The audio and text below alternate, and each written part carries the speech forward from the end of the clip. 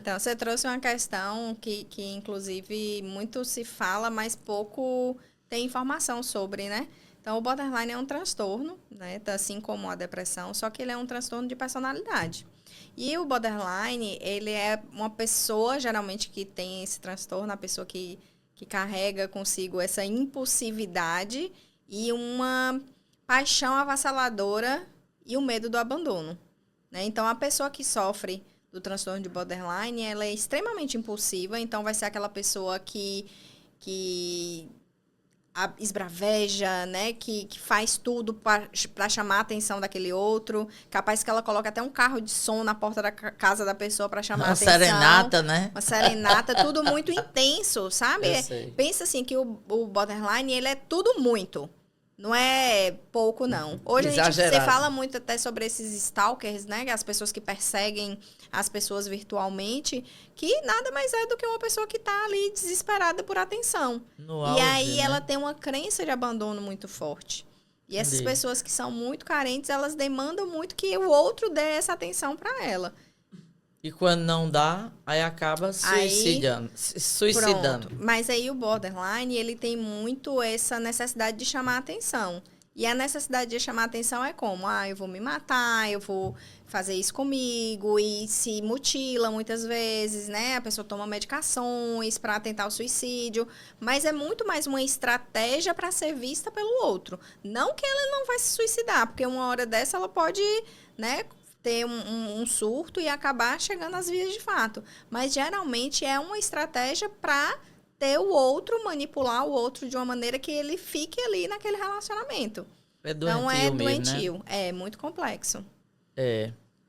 E não pode falar assim de uma maneira só superficial, né? Quem Entendi. tem alguma dúvida a respeito do borderline, é bom procurar ajuda psiquiátrica, porque muitas vezes ele se confunde muito com a bipolaridade também, por essas intensidades. Isso. Né? E o bipolar tem essa variação que é entre a depressão e a mania. Então, ela pode estar em momentos muito triste, muito deprimido, nesses mesmos sintomas que a gente falou sobre a depressão. E em outros estágios, ela está em mania, gastando muito, usando maquiagens que geralmente a mulher que é mais discreta usa, com roupas muito sensuais, ou se expondo sexualmente, se vulnerabilizando sexualmente com vários parceiros. Então, tem essa discrepância, né? Assim, a confusão que pode acontecer entre a bipolaridade e o border. Então, tem que ter muito cuidado, porque os critérios diagnósticos têm que ser muito bem avaliados. Não é só uma pessoa que quer chamar a atenção, né? Muitas vezes a pessoa está ali, eu vou fazer isso.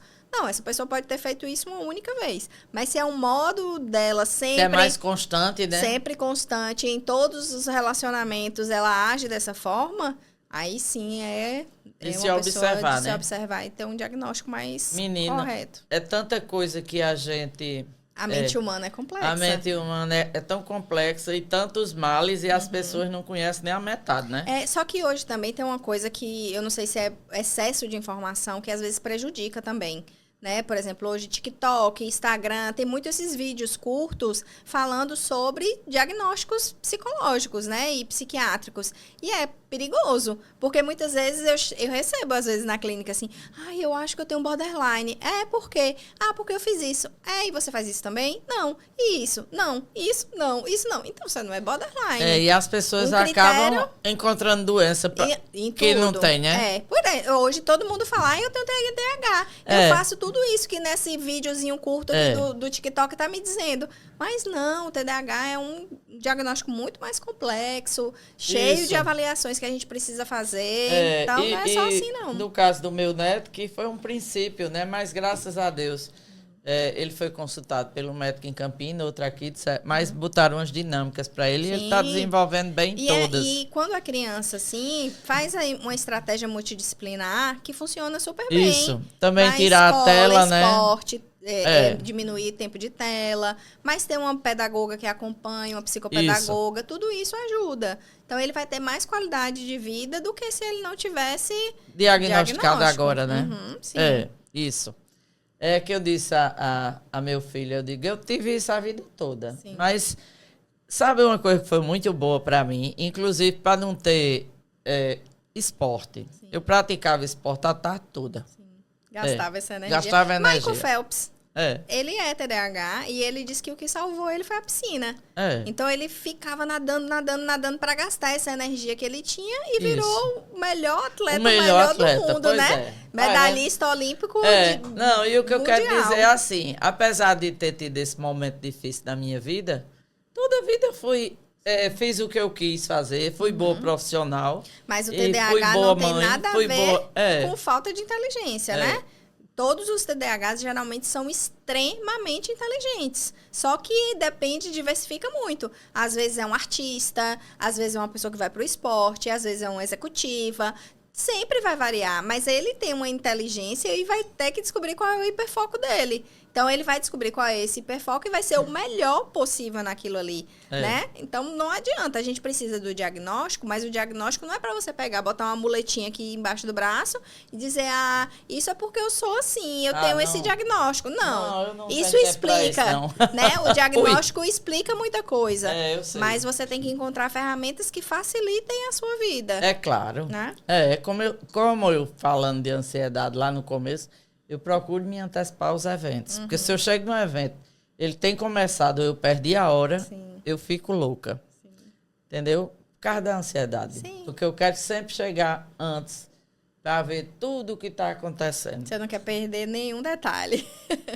Mas isso é do ansioso. Por mais que isso hoje não te gere prejuízo, mas o ansioso, ele sofre muito por antecipação.